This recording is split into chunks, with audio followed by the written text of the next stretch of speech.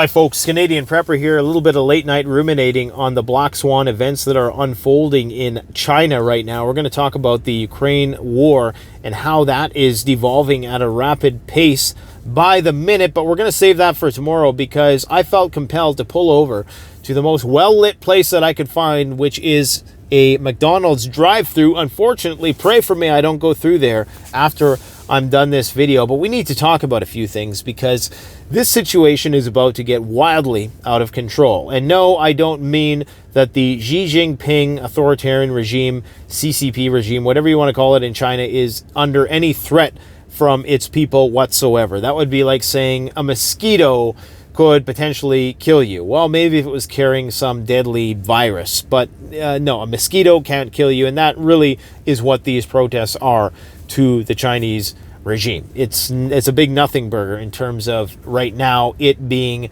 anywhere close to the critical mass required to cause the government to be overthrown. So just throw that right out the window. That's the Western propaganda machine is trying to churn out that nonsense. That is never going to happen, at least not for the foreseeable future. But what is going to happen is an explosion of cases, because Omicron, or this sub-stealth variant, whatever you want to call it, ninja variant, is so good at circumventing these lockdowns, any sort of lockdown that you can put in its place. It's virtually impossible for the Chinese to contain this. So we know that if the Chinese don't achieve some measure of herd immunity, that they're going to be in a perpetual state of lockdown that's going to cripple their economy as far as, into the future, into perpetuity.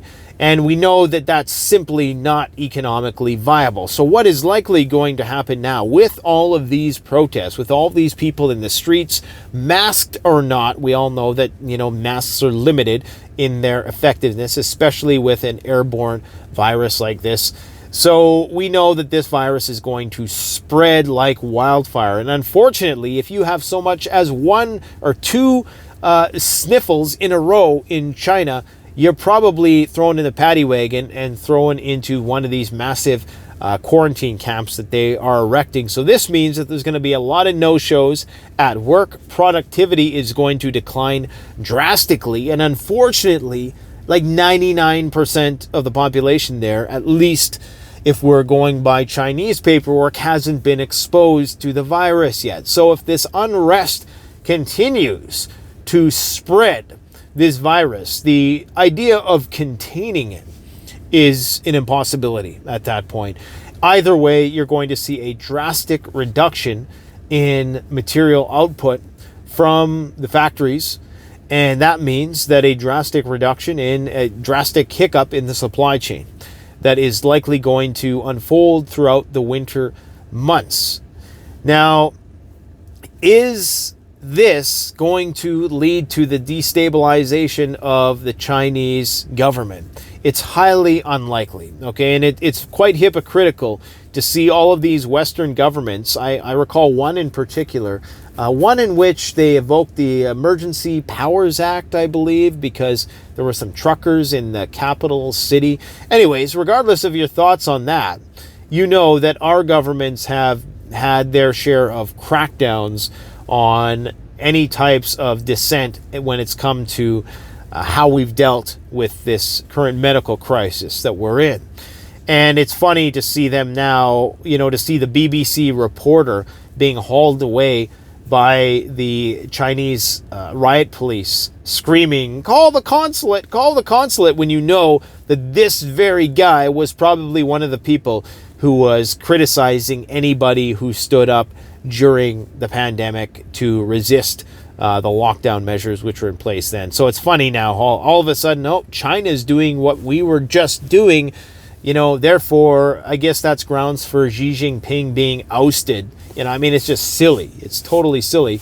So it's just incredible how the rhetoric has changed over the last 2 years, when we were too scared to say anything bad about China, whether it was with respect to questioning the origins of the virus or whatever, to now going into, well, I guess it's time for regime change. Now, one thing that the people there have to their benefit is they now have a symbol. And symbols are very powerful. And the symbol they have is a blank white piece of paper. It's like a blank sign to symbolize, the fact that they're heavily censored there. It's a clever idea. And any protest, because the mob is not very intelligent, any mob has to be reduced to tribalistic jingles, slogans, symbols. And I don't mean that in a demeaning way, like demeaning the cause. I totally can sympathize with the fact that they want, more freedom, and that these lockdowns are likely doing far more harm than good at this point, especially to the extent that the Chinese government is going to.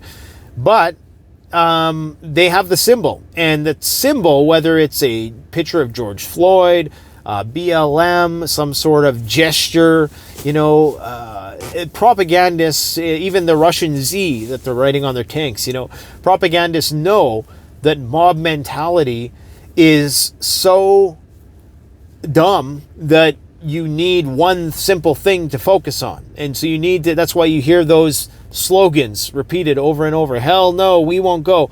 Well, now that they have this symbol, right, this thing that they can all identify with, this easy way of showing that you are for the cause, kind of like that Hunger Games whistle thing. How does it go? And they all put up their fingers like that or something. So you need something like that for people to get fired up about and to galvanize around. And that is exactly what they now have, which will likely have some effect on the Chinese government's ability to enforce stricter lockdowns. And they likely are going to soften their approach. Unfortunately, that's going to mean the spreading of the virus. Now, the Chinese government has one good thing going for it.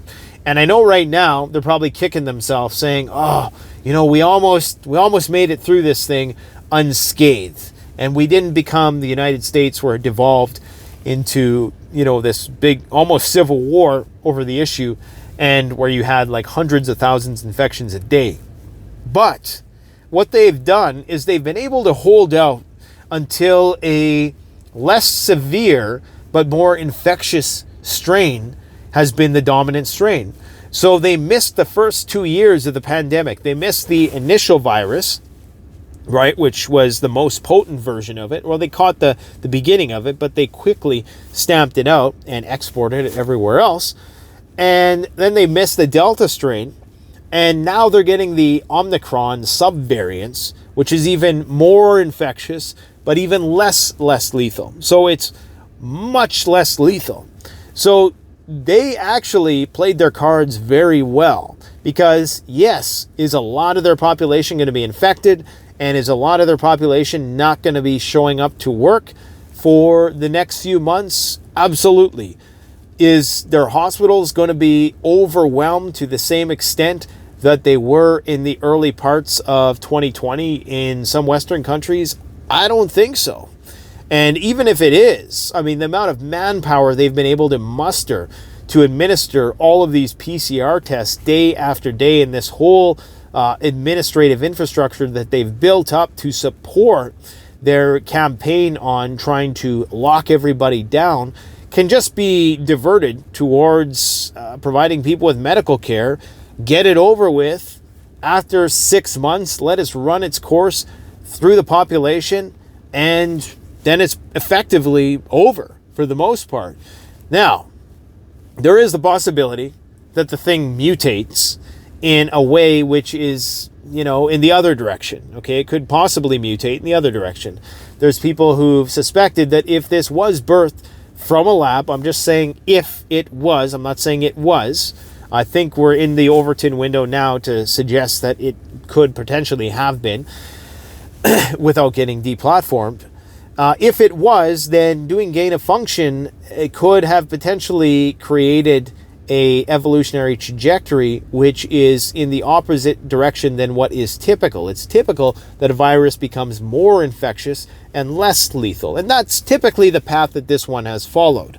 However, you just never know what it's going to be interacting with in China, where the whole thing originated in the first place. Now, in the broader geopolitical context of what is going on right now, this could have a variety of ramifications. It could cause the Chinese government to accelerate its plans to move into Taiwan. It's possible, as a diversionary tactic, that something emerges that forces people to perhaps pay less attention to the crackdown in the streets. And they need some kind of red herring, for the people to fixate on in China that is not the screaming people in the streets being shot at with rubber bullets. Okay, you need to take attention away from that somehow.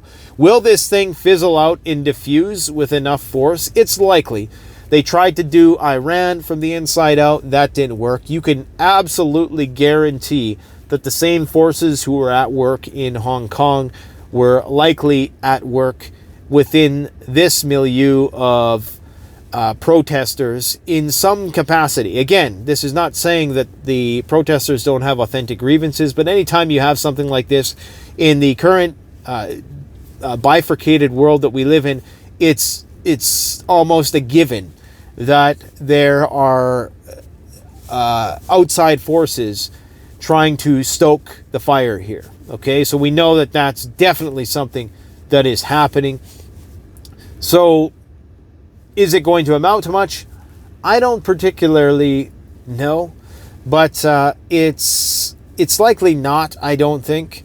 But it could potentially accelerate China's plans on the Taiwan Strait issue.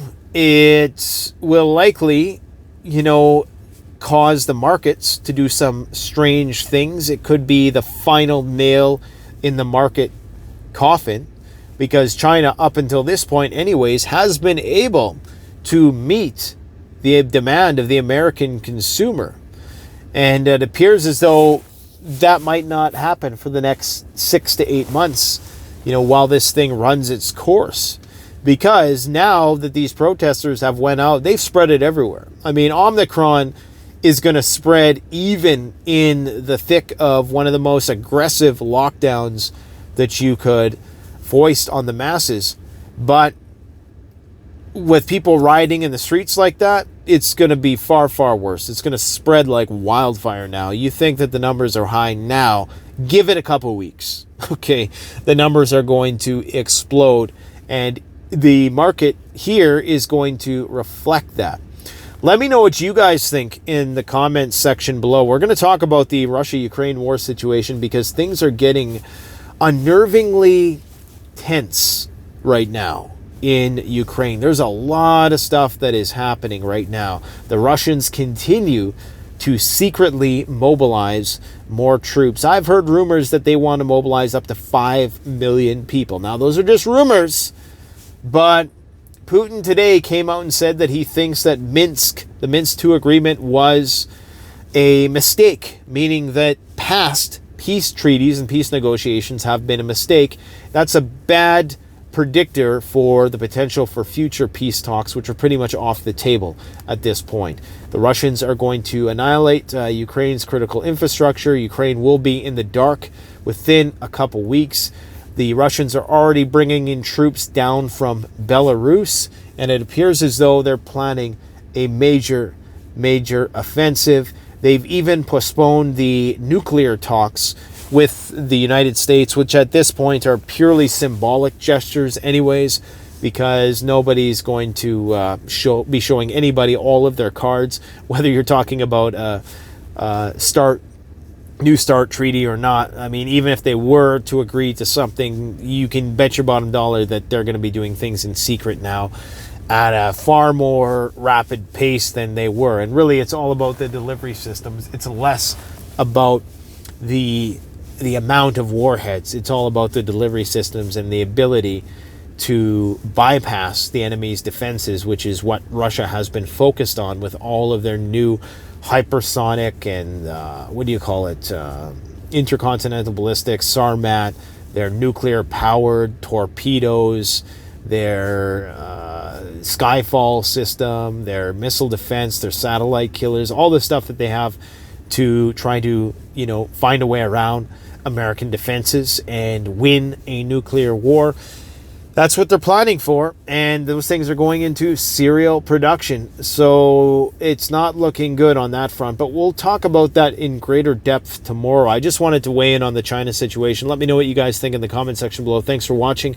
Stay prepped, stay ready, and we got some fun videos coming out for you guys. I know it's all doomy, gloomy, but we got some stuff that's a bit boomy, because I got to put out gun videos before they take them all away from us. Hopefully, the CCFR, our last bastion of hope here as Canadian firearms owners, is going to make a stand in Ottawa when Rod Giltaca heads down there to hopefully talk some sense into some people in high positions of authority. And hopefully the Conservative government will start to make some noise about this issue, because I think if that happens, there is a chance that we can slow this thing down.